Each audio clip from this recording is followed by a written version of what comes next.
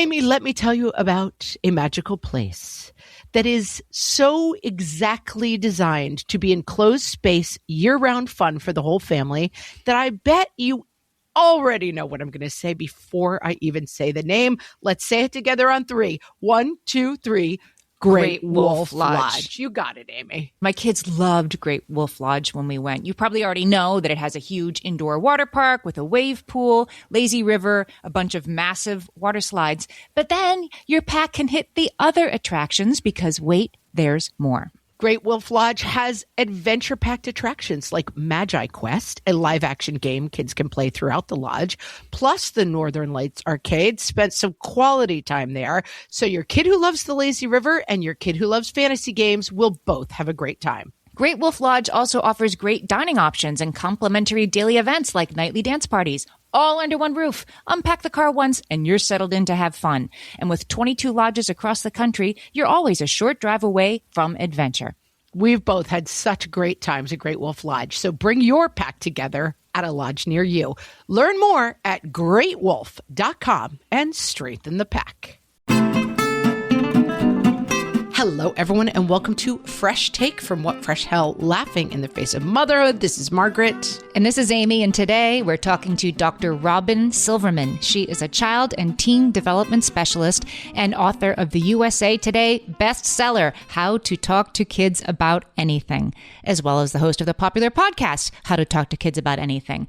You've probably seen Robyn on shows like Today and Good Morning America. But one of her favorite places to be is writing on her front porch with her fuzzy rescue pooch Bentley by her side. Welcome, Robyn. I'm so glad to be here. Really loved this book. It's a certainly timely time to be talking about how to talk to kids about anything. So we'll be talking about the tough things that we're talking about these days. But let's start with talking about why we have to do it. We know we have to do it. We don't want to do it. Can we not? Let this cup pass from me. So let's start with the downside to not talking to kids about the tough stuff. So it turns out the research tells us that when we talk about the tough stuff with our kids, they're much less likely to engage in risky behavior.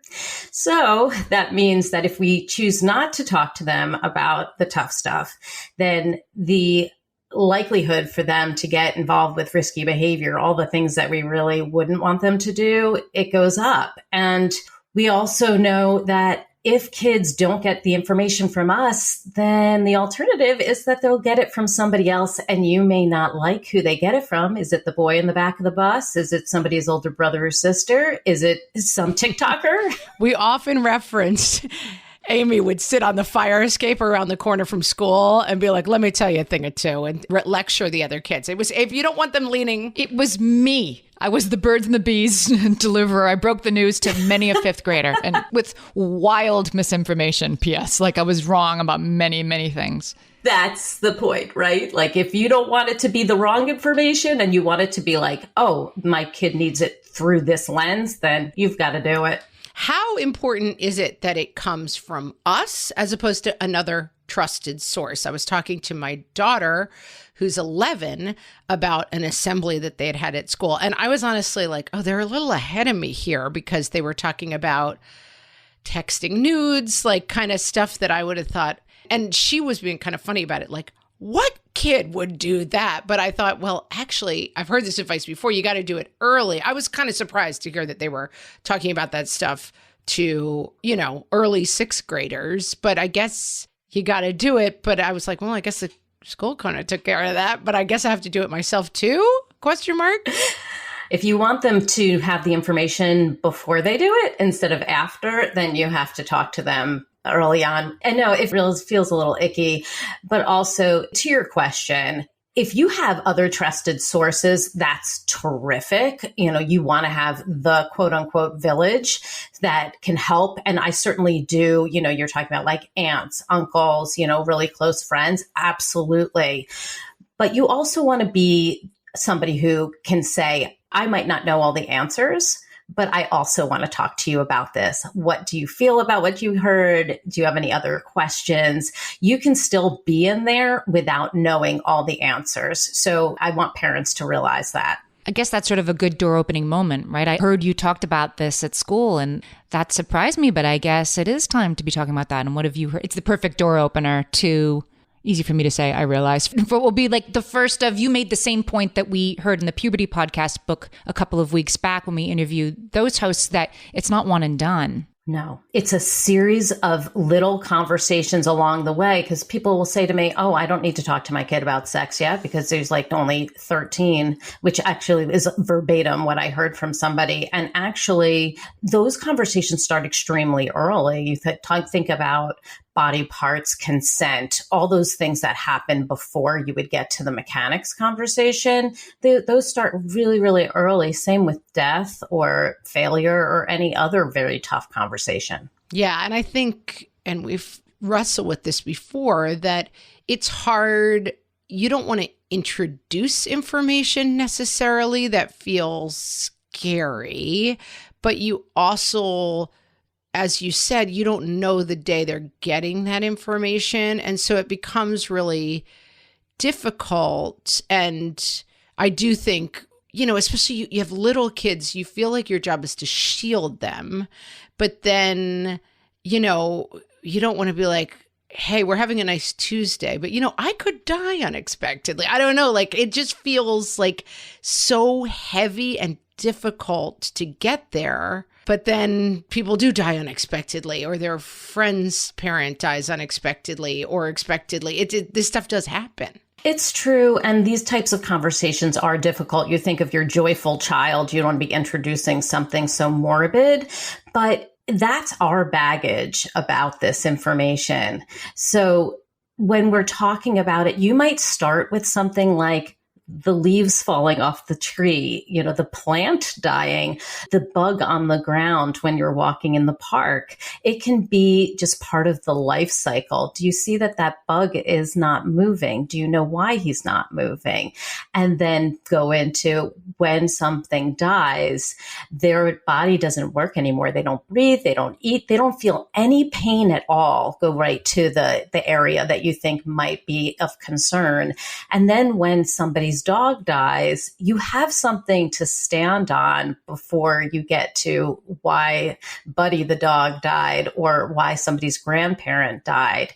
You're starting from the early conversations, almost what I call pre-talks, so that they're front loaded and they have a foundation. I just said to my husband the other day, it must have been easier when everyone lived on a farm. Like, you saw everything. You know what I mean? Like, yeah, we're friends with the pig, and then you ate the pig, and then somewhere in between you killed the pig. Like, it just feels like, and sex and like so many things just happen in front of your eyes. You didn't have to be like, I'm going to bring this up today. Right. And it is our baggage, isn't it? I mean, there have been times, I have to admit, that doesn't happen organically, to your point before. And in my book, there is something that has been quoted back to me many times where I just walked up to the dinner table with my chicken parmesan and a side of, hey, a study came out that said that the majority of kids see porn by the age of 11. Have you? And it's like you had to get the words out as soon as possible so that I didn't go, no, I don't want to talk about that yet. So I was able to say it, but my kids were 11 and 12 at the time, and they were able to tell me, you know what, I Googled something popped up. I X'd out of it right away, but I didn't tell you because I was afraid I was going to get in trouble. To me, that's parenting gold. That's when they lob it up and you can talk about your values, because behind the facts, you want to be able to say, I want you to come to me no matter what. You'll never get in trouble for talking to me about difficult topics. That's what I'm here for.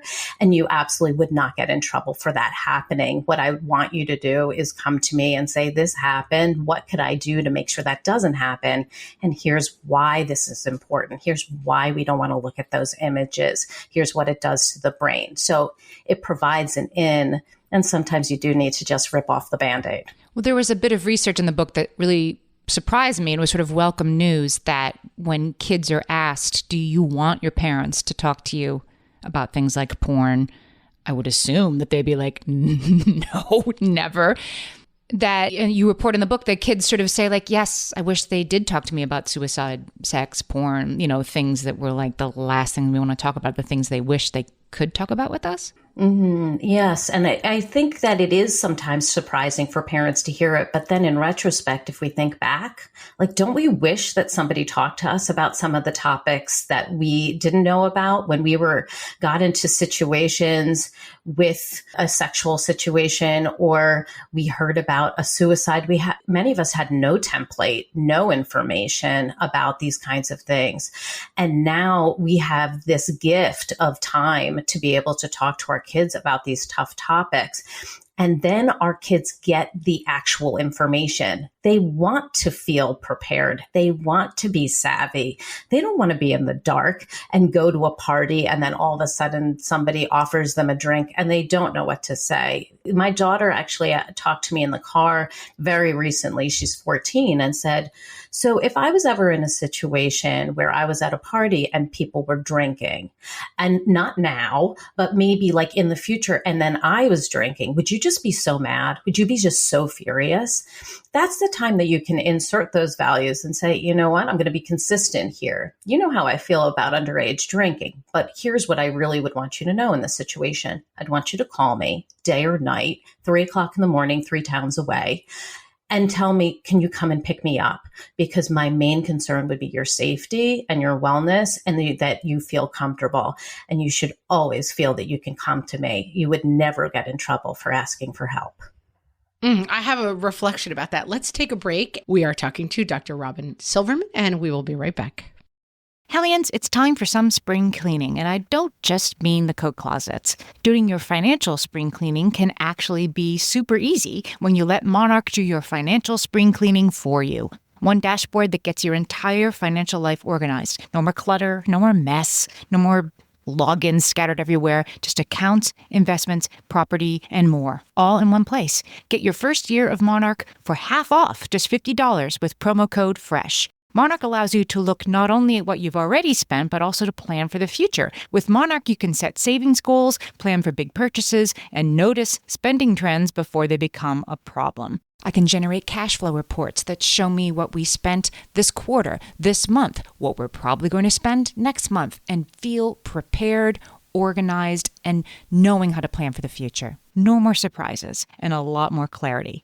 Try Monarch. Use code FRESH at monarch.com to get your first year half off at just $50. That's 50% off your first year at monarch.com with code FRESH. My favorite skincare products actually feel more like self-care, like they're so nice to put on and they smell so good that I'm actually happy when I get to that part of my day. And I swear that is how I feel about Osea's anti-aging body balm. Amy, you are usually the lotions and potions queen on this podcast, but I have to say, hard agree. Osea's anti-aging body balm is a liquid silk body balm that combines the lasting hydration of a lotion with the firming power of a serum, leaving skin smoother and firmer. This body balm is clinically tested and designed to deliver visible results you can see and feel. So we've gotten to use this product for a couple of months now, and I swear I have really noticed firmer and smoother skin, like on the back of my hands. It's like getting a mini spa treatment from head to toe. Get a spring-worthy glow with clean, clinically tested skincare from Osea.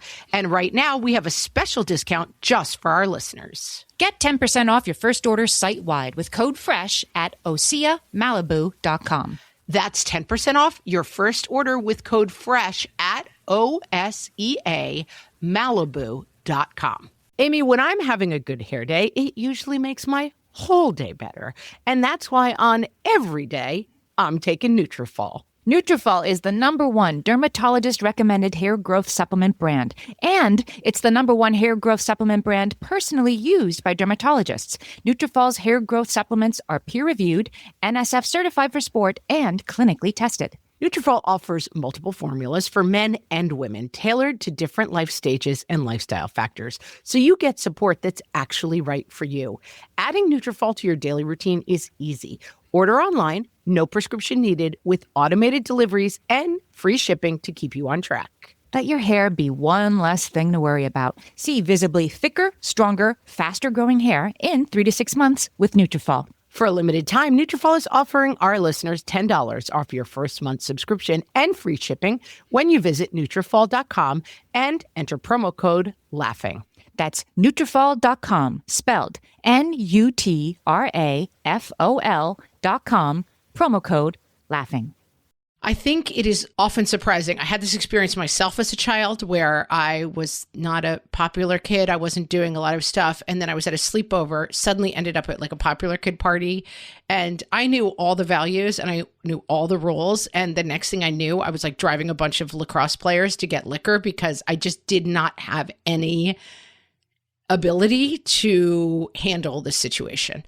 And it's not because I thought it was a good idea or I was having fun. I was just so overwhelmed. And we had a funny little incident the other night where our cat was outside and my son heard what he thought was a coyote and he was worried about the cat. And we finally woke up to him like hemming and hawing in the little hallway that leads into our bedroom about whether or not he should wake us up. But he was so scared to wake us up.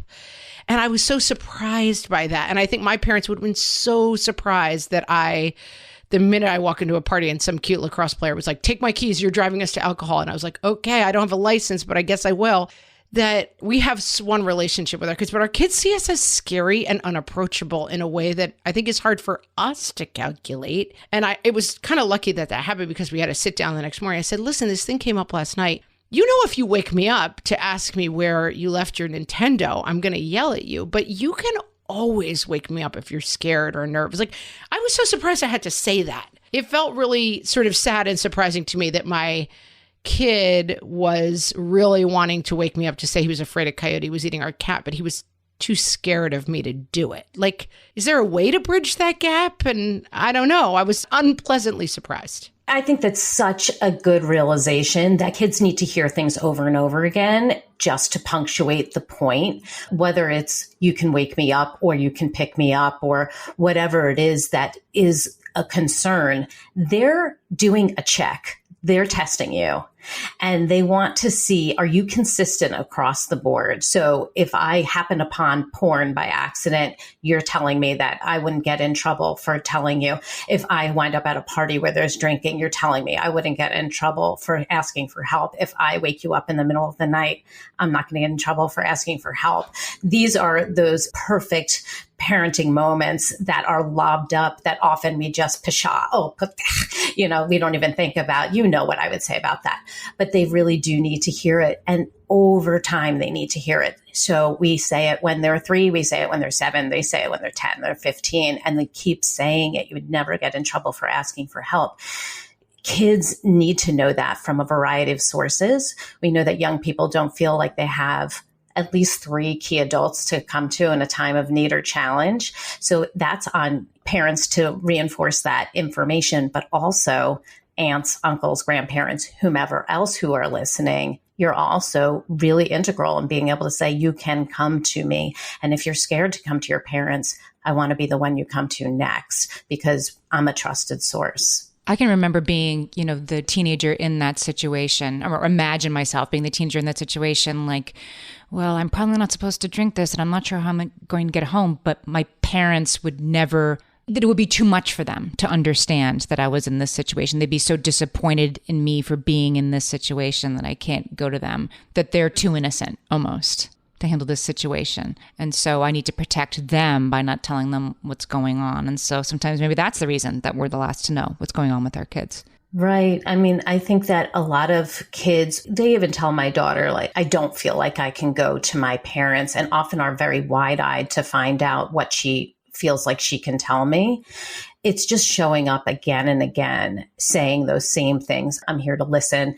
And also, I'm not going to be lecturing. We move from lecturer to listener so that our kids feel heard.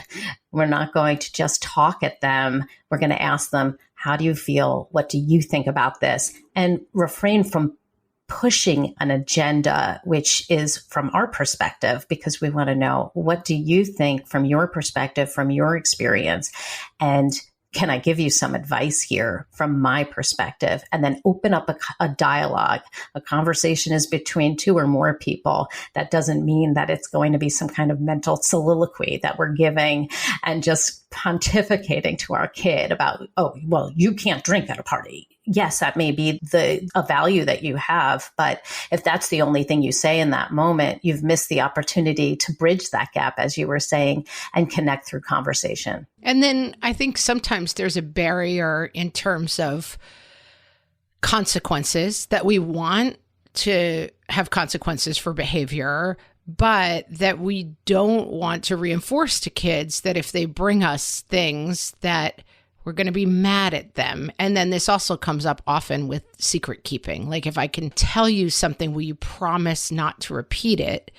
And I feel that I have to say, well, not if somebody's in danger or there's something, how do you bridge that gap between wanting to be a trusted adult, but feeling an obligation to either keep boundaries or not keep dangerous secrets?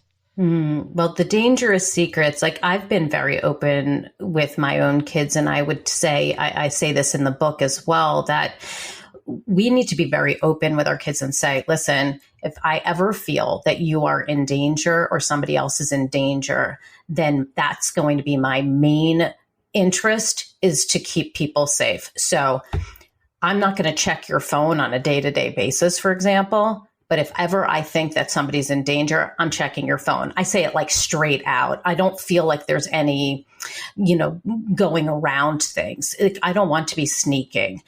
In the same way, my kids know if there's anybody that's in danger, we're going to deal with that right away. And you may be feeling like you want to protect your child. Loyalty is a very funny thing that we've talked about, where when we're loyal to somebody, we absolutely want to keep their secrets safe if they're safe for them. But if they're not, the most loyal thing you can do to a friend, because you are a friend first, is to make sure they're safe. So the dialogue has to morph for that. And they usually really do understand it. But again, it's a time for pre-talks where you can say this in advance. You have a foundation so that when it does happen, you have something to fall back on. Even if people are listening and saying, well, I didn't know to have this, so now we're in this situation. Your kids are savvy and they know that in the moment, it may feel like a real pinch to release a secret. This friend of mine has an eating disorder. This friend of mine is thinking about ending their life.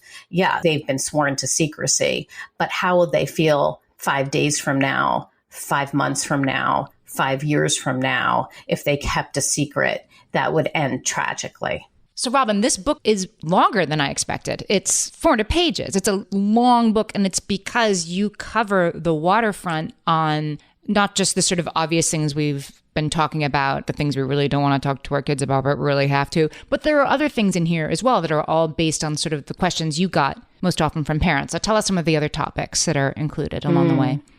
Well, friendship and bullying, because I was bullied as a child. So that was one of the ones that I really wanted to get in there. Mistakes and failure, is we live in a perfectionistic culture. We have got to talk about that. We've got a pre-talk. We got a post-talk. We got to talk about it during.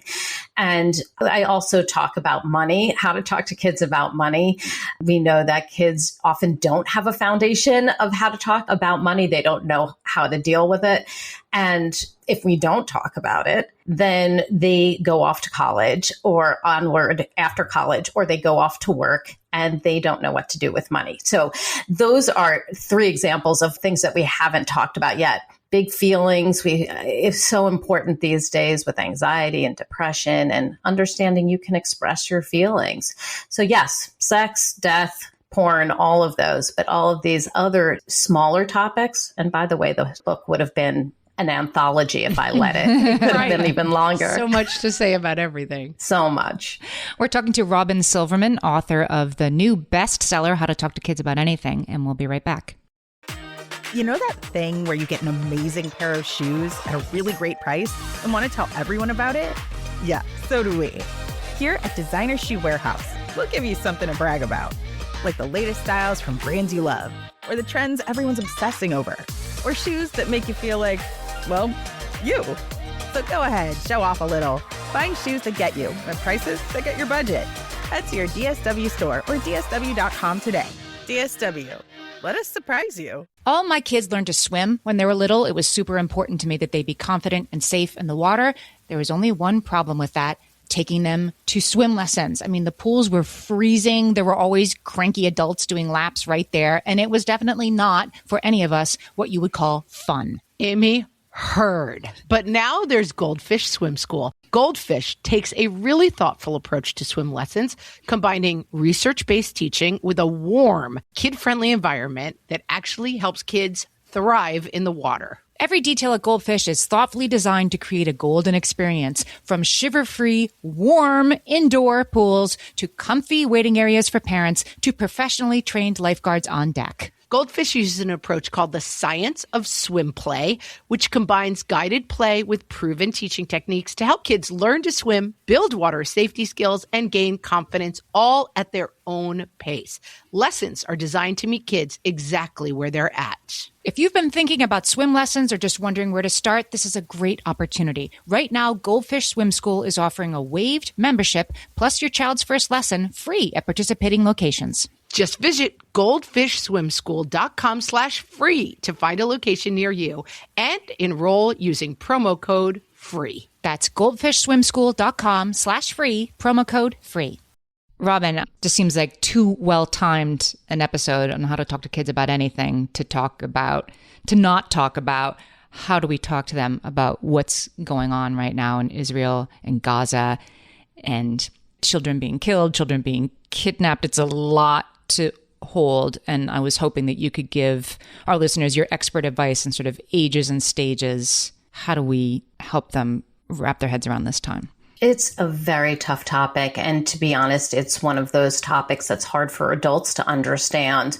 So how is it that we're supposed to be giving advice to our kids? Really, it's more of a conversation about what happens when there's conflict. So for young kids, they may be starting to hear about things. And when we say, I'm not going to mention anything, then they are very likely to hear it from another person.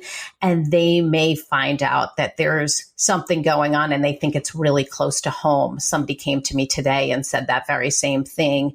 So we need to make sure that they see, where is this happening? Take out your globe, take out a map, show them where it's happening and where you're located so that they understand that it's not right here and that we're not in imminent danger right now. Also ask them what they've heard. Taking that temperature question is really important. You want to know where to start. So when a child comes to you and says, I heard something's going on, you might say, what did you hear is going on? Then you can correct any misinformation right off the bat. You also know your child best.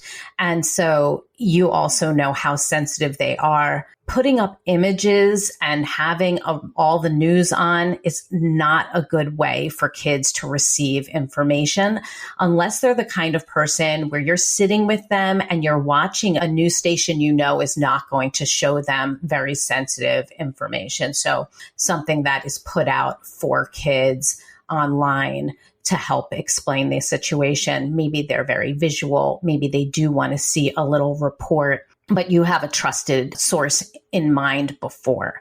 So make sure you shut off that rotating, constant information stream in your house because your kid needs to hear this stuff from you, not from others. And getting graphic is never going to be the right way to talk to kids about what's going on. If they are wanting more information, you should be honest. There are people who are dying, and there's also people who are trying to save lives.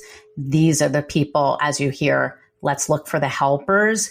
Make sure they know who's trying to help. And around the clock, there are people who are working towards helping people be safe and get medical attention.